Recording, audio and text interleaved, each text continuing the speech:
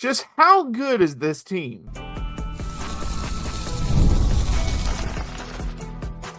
You are Locked On Mississippi State, your daily podcast on the Mississippi State Bulldogs, part of the Locked On Podcast Network, your team every day.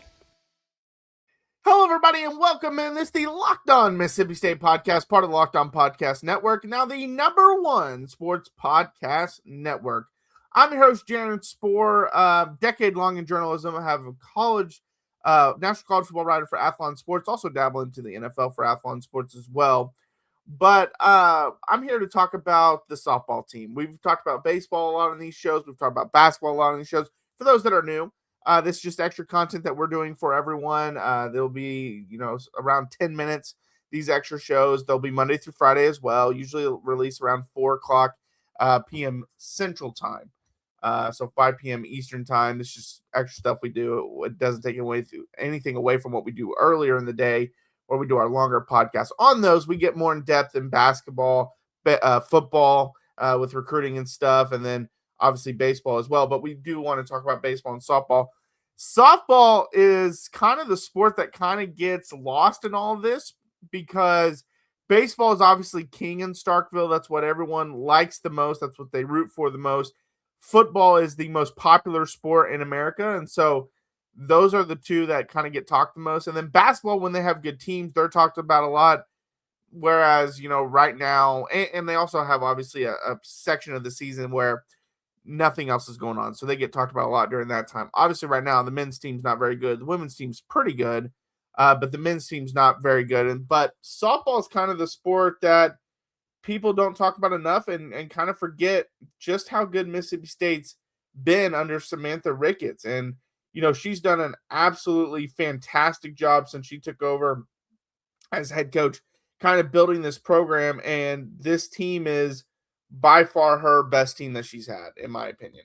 Unless I'm just forgetting something off the top of my head, this is the team that I believe is the most talented. Does that mean they'll go the farthest of any team that she's had? No, that's not what I'm saying. But they're 11-0 this season. They've beaten Baylor, who I believe is 9-2 on the season, or 10-2. Can't remember which one it is. But they're having a really good season. They're 10 and they won that one 10-0 in 5 innings to start the year. Then they've played a lot of teams that aren't very good. Let's just be real with it. Their closest game that they've had all year was the 8-4 win over Memphis. Well, actually, they did do North Texas 3-1 the first time they played them, beat them 10-2 in a run rule the second time. But 8-4 would have then been the next closest game, and that was against Memphis. That was the most runs they allowed all season as well. Going into that game, most runs they allowed all season. They have a big weekend series, and by the time this thing airs, you'll already know the result of the Belmont game, and the Sanford game would be going on as we're speaking. And so you would assume they'll be 12-0 after the Belmont game. But they have a 5-game series this weekend.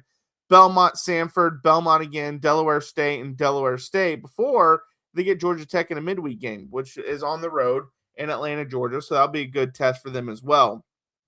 But I wanted to talk about just how dominant they've been so far. And I was looking at their batting averages, and it just blew me away.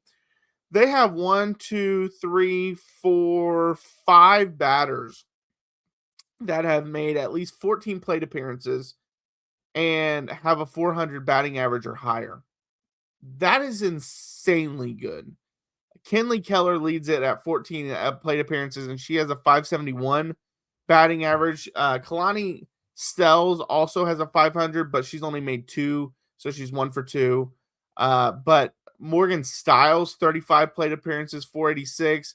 Anna Carter has 18 plate appearances, 444. Kiara Sells has 32 plate appearances at 406, and Taylor Troutman at 420 plate appearance. They also have several players with home runs. They have, 1, 2, 3, 4, 5, 6, 7, 8, 9 batters with home runs, 16 total. So they bring a lot of power to the lineup, and, they obviously will get a lot of RBIs because of that as well. But they've been just really good at hitting the ball right now. They're on a heater, and it's showing up with the runs that they're putting up.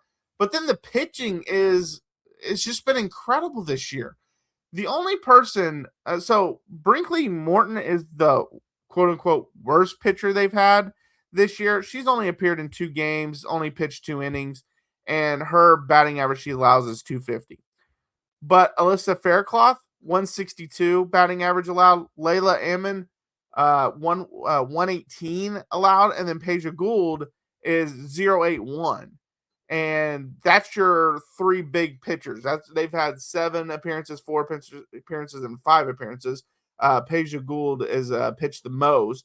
She's a .52 ERA. She's allowed 7 hits all season long. She has 37 strikeouts and 6 walks and has given up 1 home run so far this year. And she did hit someone as well. But no, it's been outstanding to watch them this year. And they're a team that, I put Women's College World Series contenders in the topic list off to the right or off to the side. And I was sitting there and I was like, man, a couple weeks ago, I would have thought that was crazy. It's not a crazy statement. Now, do I think that they're there yet? I want to see more. I still want to see them play some of the better teams.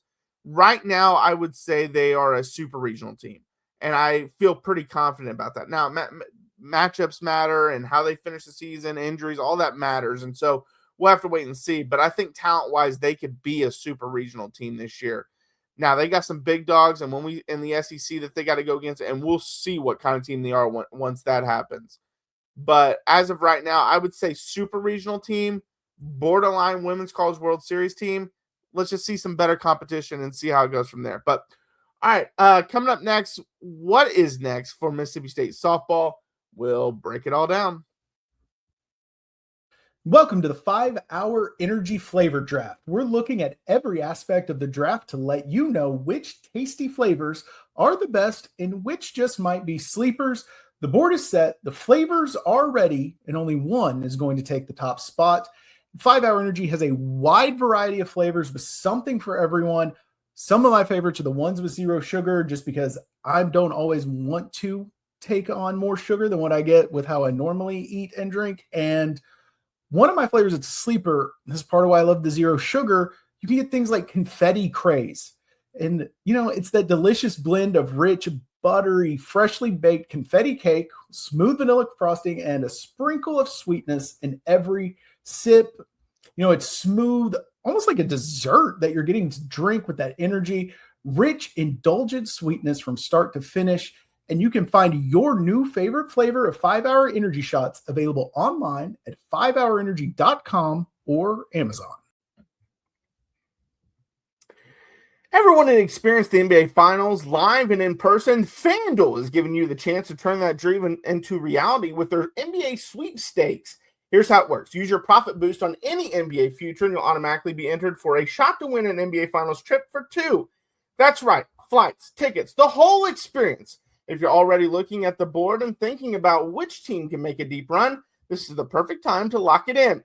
I love futures this time of year, whether it's picking a team to win the championship or grab a conference title. It adds that extra layer of excitement to every game down the stretch. And now, not only can you pick cash, but it could also send you to the finals.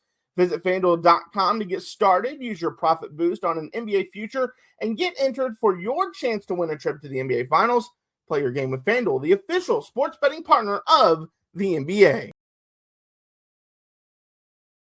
I'm Clea Butler, host of Locked On Women's Basketball, and this is Mazda's Women's Basketball Snapshot, celebrating the work no highlight reel can ever capture.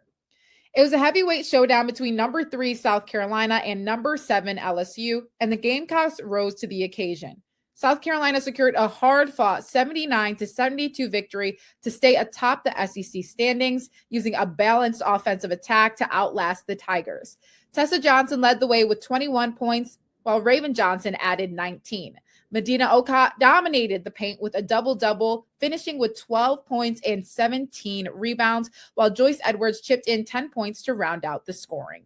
With the statement win, the Gamecocks now turn their attention to a road matchup at number 23 Alabama on Thursday. These moments are earned off the clock, those long before the lights ever come on.